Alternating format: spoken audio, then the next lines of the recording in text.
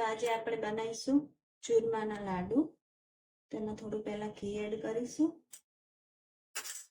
2 ચમચી જેવી સોજી અને ઘઉંનો જાડો લોટ, જે ભૈડા કહેવાય લાડવા માટેનું, એ લઈશું.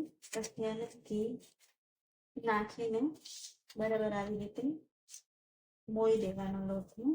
તો આપણા લોટ સરસ એકદમ કડક બંધાઈ ગયો છે.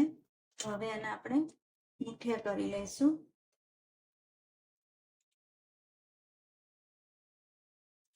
આવી રીતે મુઠિયા વાળી દેવાના બધા જ.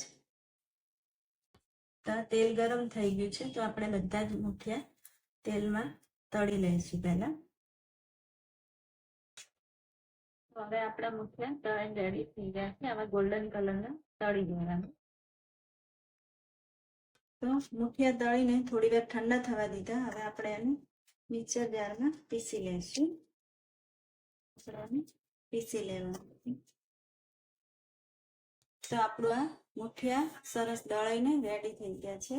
તો હવે આપણે એને ગોળનો પા બનાવશું. એને ઘી એડ કરીશું. ગોળ એડ કરીશું. તો હવે આપણો પા રેડી થઈ ગયો છે.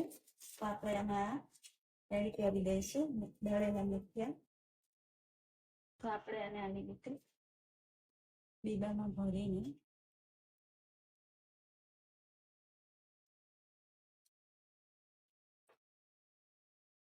સરસ રીતે શેપ આપી દઈશું.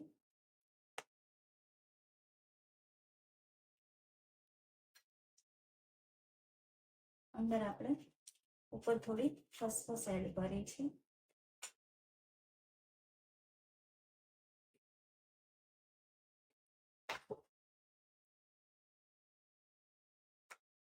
તો આપણા લાડવા તૈયાર છે ચૂરમાના.